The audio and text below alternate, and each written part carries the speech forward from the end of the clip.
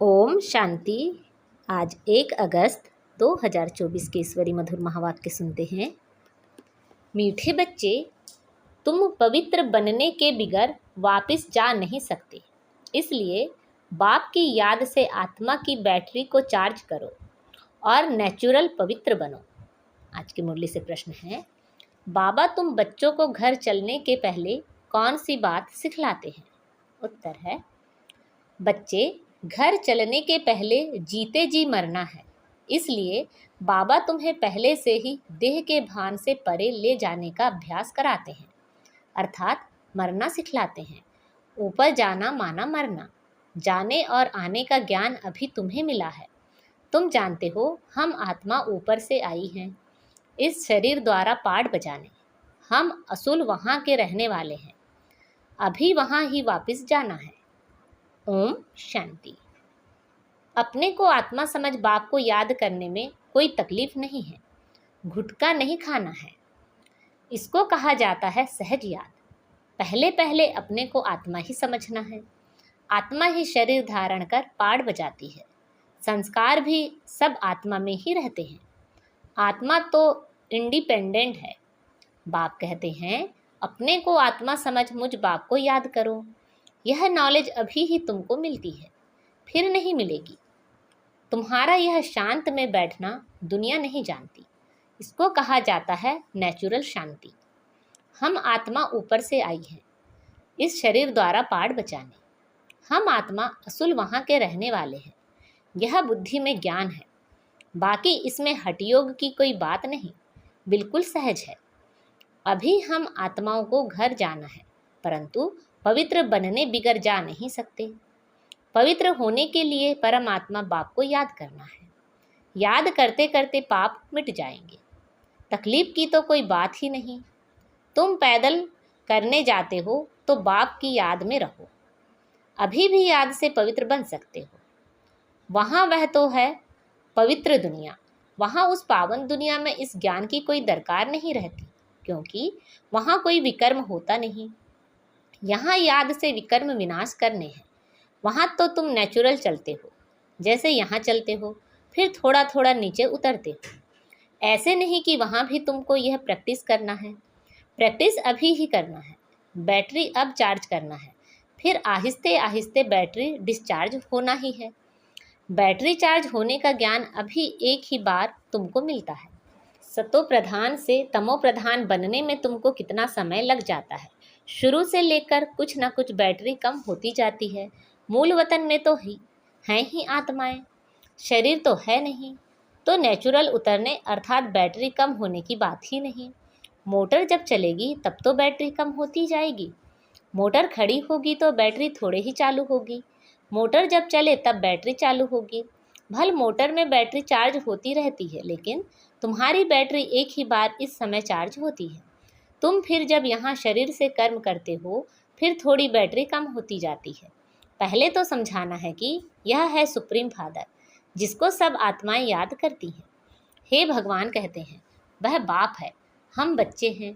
यहाँ तुम बच्चों को समझाया जाता है बैटरी चार्ज कैसे करनी है। भल घूमो फिरो, बाप को याद करो तो सतो प्रधान बन जाएंगे। कोई भी बात ना समझो तो पूछ सकते हो, है बिल्कुल सहज। 5000 वर्ष बाद हमारी बैटरी डिस्चार्ज हो जाती है। बाप आकर सबकी बैटरी चार्ज कर देते हैं। विनाश के समय सब ईश्वर को याद करते हैं। समझो बाढ़ हुई तो भी जो भक्त होंगे वह भगवान को ही याद करेंगे, परंतु उस समय भगवान की याद आ नहीं सकती।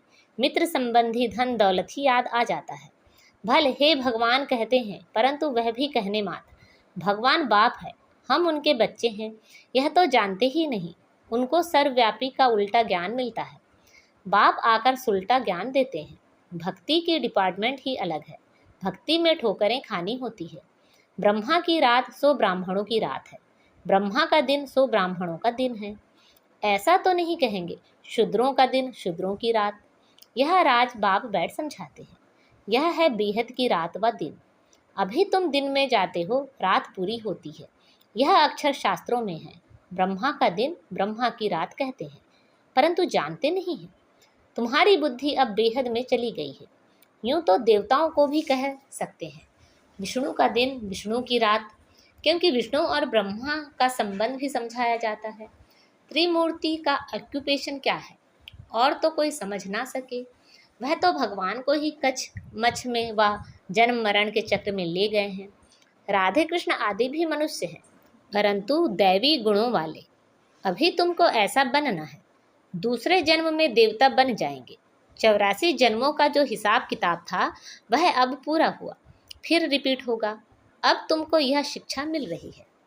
बाप कहते हैं, मीठे मीठे बच्चों, अपने को आत्मा निश्चय करो।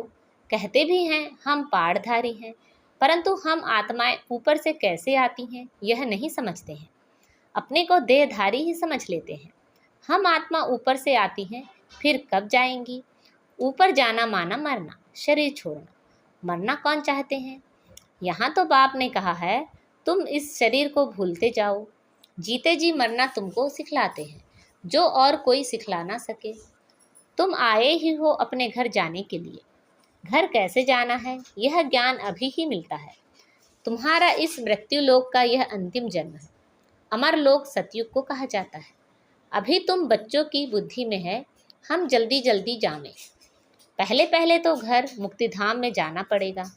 यह शरीर रूपी कपड़ा यहाँ ही छोड़ना है, फिर आत्मा चली जाएगी घर। जैसे हद के नाटक के एक्टर्स होते हैं, नाटक पूरा हुआ तो कपड़े वहाँ ही छोड़कर घर के कपड़े पहन घर में जाते हैं। तुम्हें भी अब यह चोला छोड़ जाना है। सतयुग में तो थोड़े देवताएं होते हैं, यहाँ तो कितने मनुष्य हैं, अनगिनत। वहाँ तो होगा ही एक आदि सनातन देवी देवता धर्म। अभी तो अपने को हिंदू कह देते हैं, अपने श्रेष्ठ धर्म कर्म को भूल गए हैं, तब तो दुखी हुए हैं। सतयुग में तुम्हारा श्रेष्ठ कर्म धर्म था, अभी कलयुग में धर्म भ्रष्ट है। बुद्धि में आता है कि हम कैसे गिरे हैं।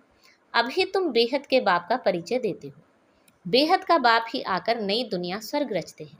कहते हैं मन मना भव। यह गीता के ही अक्षर है। सहज राजयोग के ज्ञान का नाम रख दिया जाता है गीता। यह तुम्हारी पाठशाला है। बच्चे आकर पढ़ते हैं तो कहेंगे हमारे बाबा की पाठशाला है।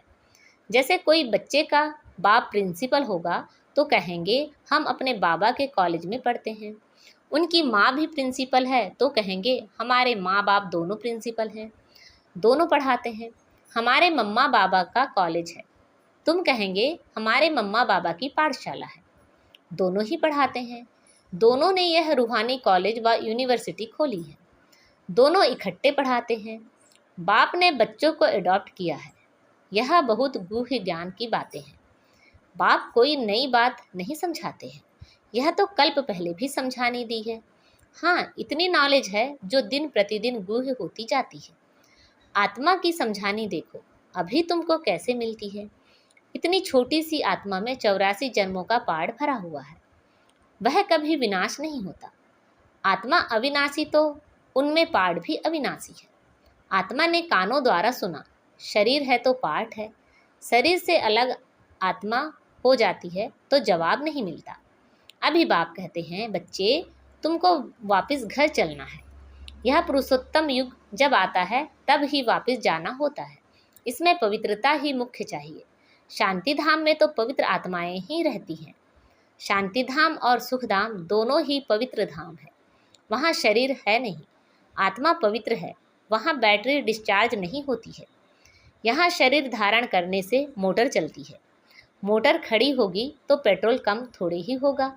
अभी तुम्हारी आत्मा की ज्योत बहुत कम हो गई है, एकदम बुझ नहीं जाती है। जब कोई मरता है तो दीवा जलाते हैं, फिर उसकी बहुत संभाल रखते हैं कि बुझ ना जाए। आत्मा की ज्योत कभी बुझती नहीं है, वह तो अविनाशी है। यह सब बातें बाप बैठ समझाते हैं। बाबा जानते हैं कि यह बहुत स्वीट चिल्ड्रंस हैं। यह सब काम चिता पर बैठ जलकर भस्म हो गए हैं। फिर इन्हों को जगाता हूँ। बिल्कुल ही तमो प्रधान मुर्दे बन पड़े हैं।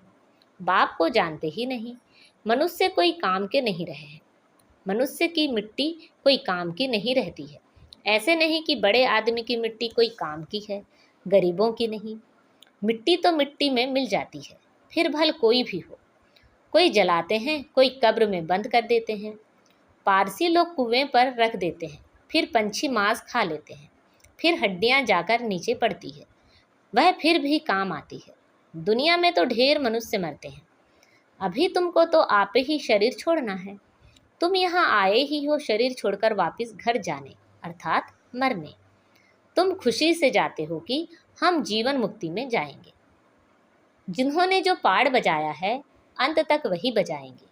बाप पुरुषार्थ कराते रहेंगे, साक्षी हो देखते रहेंगे। यह तो समझ की बात है, इसमें डरने की कोई बात नहीं है। हम स्वर्ग में जाने के लिए खुद ही पुरुषार्थ कर शरीर छोड़ देते हैं। बाप को ही याद करते रहना है तो अंतमति सो गति हो जाए। इसमें मेहनत है, हर एक पढ़ाई में मेहनत है। भगवान को आकर पढ़ाना पड़ता है, जरूर पढ़ाई बड़ी होगी। इसमें दैवी गुण भी चाहिए। यह लक्ष्मी नारायण बनना है ना। यह सतयुग में थे, अब फिर तुम सतयुग देवता बनने आए हो। एम ऑब्जेक्ट कितनी सहज है, त्रिमूर्ति में क्लियर है। यह ब्रह्मा विष्णु शंकर आदि के चित्र ना हो तो हम समझा कैसे सकते। ब्रह्मा सो विष्णु, विष्णु सो ब्रह्मा। ब्रह्मा की 8 भुजा 100 भुजा दिखाते हैं, क्योंकि ब्रह्मा के कितने ढेर बच्चे होते हैं, तो उन्होंने फिर वह चित्र बना दिया है। बाकी मनुष्य कोई इतनी भुजाओं वाला होता थोड़े ही है। रावण 10 शीश का भी अर्थ है, ऐसा मनुष्य होता नहीं। यह बाप ही बैठ समझाते हैं। मनुष्य तो कुछ भी जानते नहीं, यह भी खेल है। यह कोई को पता नहीं कि यह कब से शुरू हुआ है।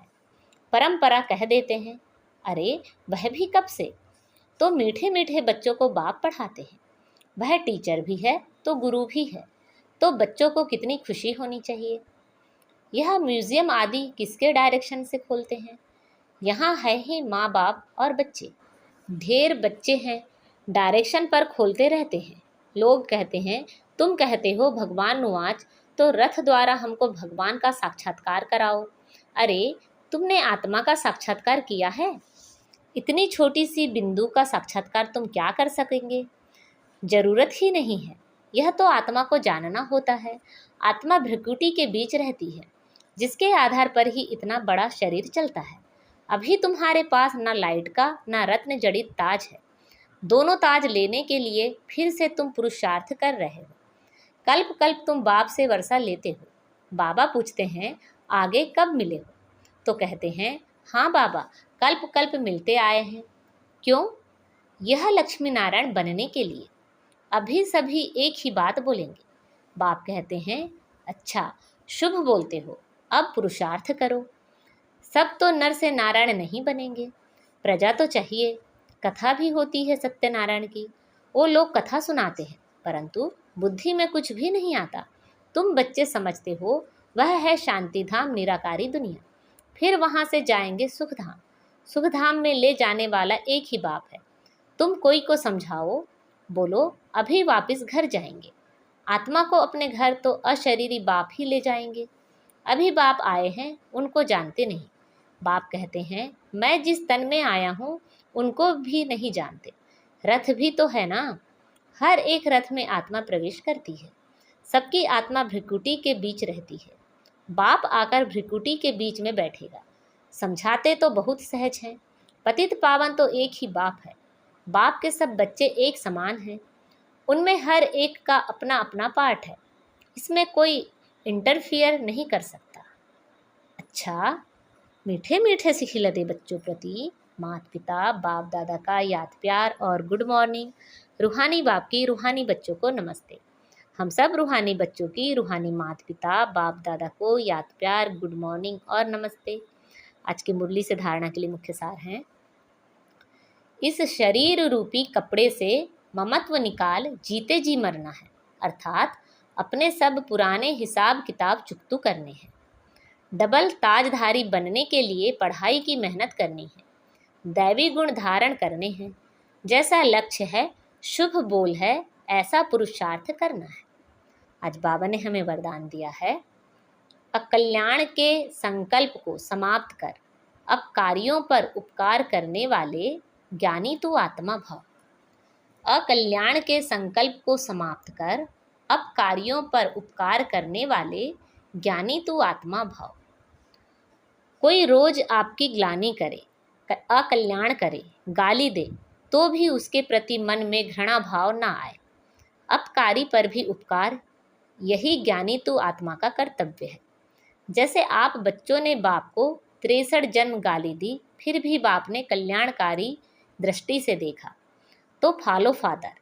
ज्ञानी तू आत्मा का अर्थ ही है सर्व के प्रति कल्याण की भावना। अकल्याण संकल्प मात्र भी नहीं हो। आज का स्लोगन है, मन मनाभव की स्थिति में स्थित रहो तो औरों के मन के भावों को जान जाएंगे। मन मनाभव की स्थिति में स्थित रहो तो औरों के मन के भावों को जान जाएंगे। अच्छा, ओम शांति।